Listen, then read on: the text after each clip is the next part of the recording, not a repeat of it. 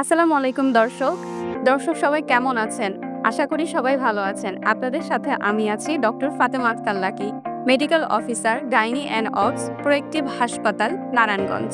বিশ্ব স্বাস্থ্য দিবস প্রতি বছরই এটার একটা নির্দিষ্ট থিম থাকে। এই বছর 2025 সালে healthy beginning, hopeful future.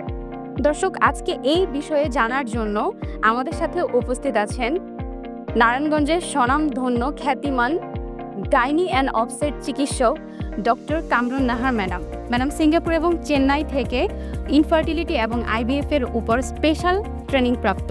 Madam proactive হাসপাতালে নিয়মিত সিনিয়র কনসালটেন্ট হিসেবে রোগী দেখছেন এবং ম্যাডাম প্রোয়েক্টিভ হাসপাতালের একজন সম্মানিত ডিরেক্টর। চলুন আমরা ম্যাডামের কাছে যাই। আসসালামু আলাইকুম ম্যাডাম, কেমন আছেন? ওয়ালাইকুম আসসালাম, আলহামদুলিল্লাহ ভালো আছি। তুমি ভালো আছো? জি ম্যাডাম, ভালো আছি। সবাইকে শুরুতেই আমি বিশ্ব স্বাস্থ্য দিবসের শুভেচ্ছা এবং আন্তরিক অভিনন্দন জানাচ্ছি।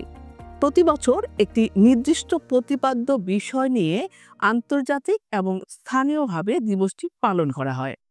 2025 সালে বিশ্ব স্বাস্থ্য দিবসের থিম হলো সুস্থ সূচনা, আশাবাদী ভবিষ্যৎ, যেটা একটু আগেই ফাতেমা বলল যে হেলদি বিগিনিং, হোপফুল ফিউচার। সুস্থ সূচনার জন্য যে মাটি আজকে ডিসিশন নিল, সিদ্ধান্ত নিল সে মা হবে, তাকে অবশ্যই একজন ডাক্তারের পরামর্শ নিতে হবে।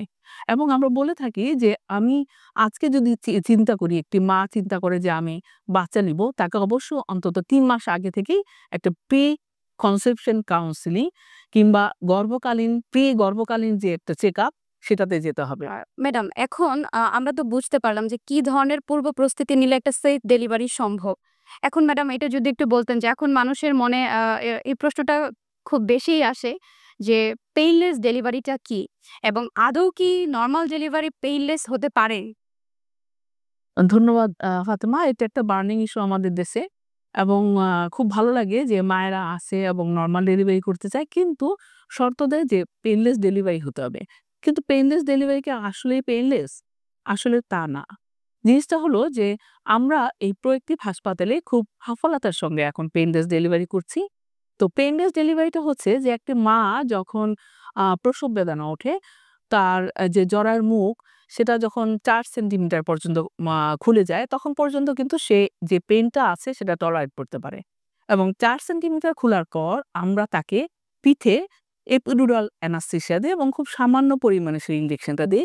তাতে করে হয় কি, তার পেইনটা কমে যায় ঠিকই, কিন্তু সে কিন্তু একটা চাপ অনুভব করে।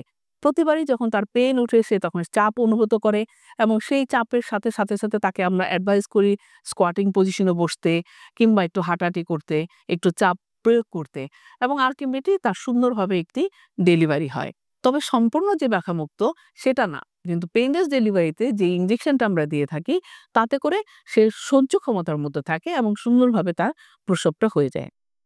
আপনাদের সবাইকে অনেক অনেক ধন্যবাদ দর্শক, আজকে তাহলে আমরা বুঝতে পারলাম, যদি নিয়মিত একজন ডক্টরের আন্ডারে থাকি এবং এন্টিনেটাল চেক আপের মাধ্যমে আমি এটা ইনশিওর করতে পারবো যে মা এবং বাচ্চা ভালো থাকবেন। যাই হোক দর্শক, আপনাদের যদি এই সম্পর্কে আর কোনো কিছু জানার থাকে অবশ্যই কমেন্ট বক্সে কমেন্ট করবেন। সবাই ভালো থাকবেন, সুস্থ থাকবেন। আল্লাহ হাফেজ। আসসালামু আলাইকুম।